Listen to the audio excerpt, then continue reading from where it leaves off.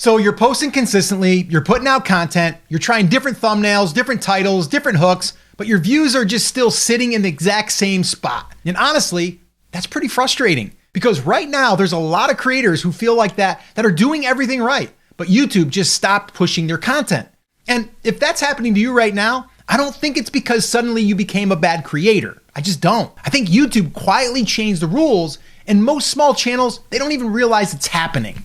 You see, for years, YouTube worked much like a subscriber platform, meaning when someone subscribed to your channel, YouTube would generally show that person your next video. And that makes sense, right?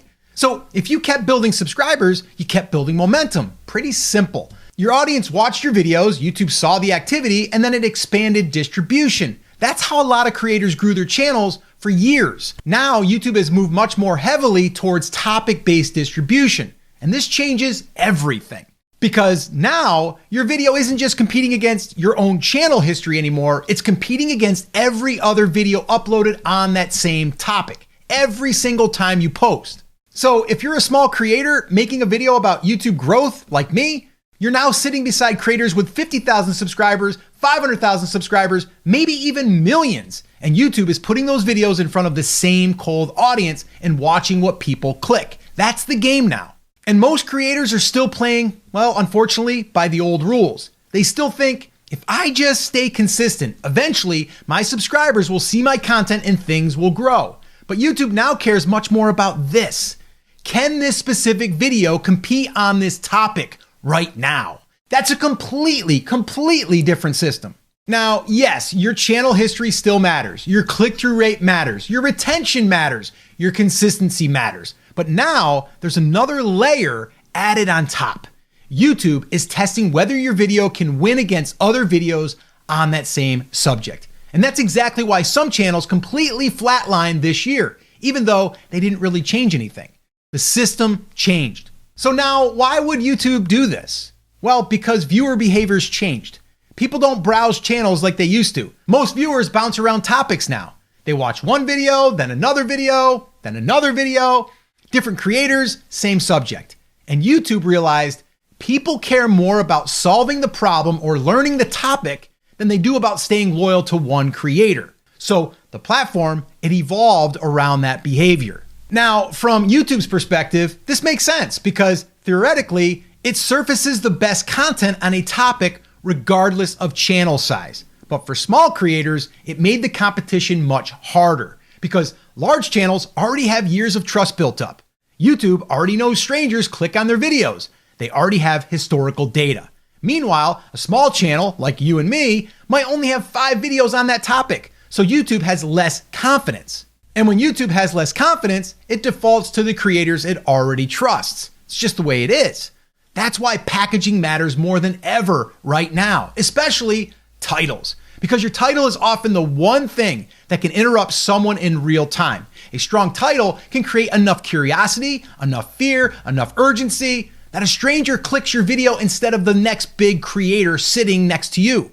And honestly, this is why I've become obsessed with titles lately. Because when you don't have historical momentum, your packaging has to do the heavy lifting. And because titles are so darn important and I kind of obsess over them, I put together a swipe file of 10 of my top outlier title hooks. These are ones that have worked for me and now for some of my students. And I've actually turned these into templates where I can plug them into almost any niche. And if you'd like to get a copy of that, just comment hooks down below and I'll send it to you. You can literally see exactly how to take these frameworks and adjust them and use them for your own niche. If you'd like to get a copy of that, like I said, just go ahead and comment hooks down below and I'll send it your way. Now, there are a few signs that this shift is already affecting your channel. First, you need to look at your browse traffic. And if it's way higher than your suggested traffic, well, that usually means that YouTube is mostly showing your videos to existing viewers, not really pushing them into the broader topic recommendations. In other words, YouTube is keeping your content inside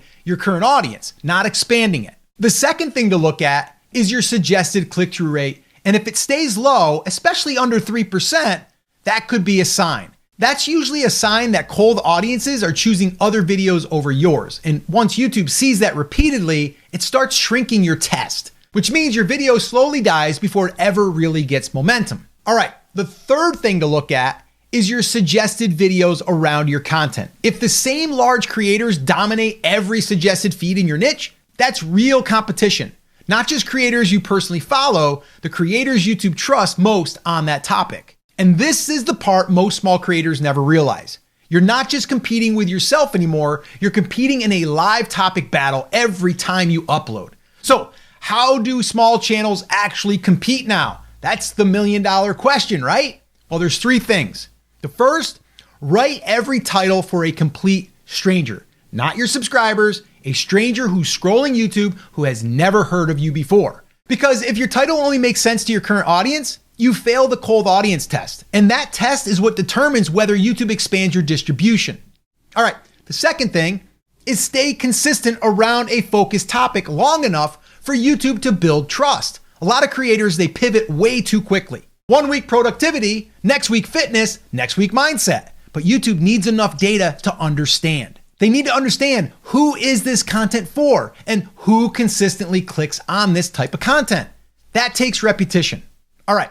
Third, watch your click-through rate early, especially in the first few hours. Because if your title is underperforming early, you still have time to fix it. I've done it.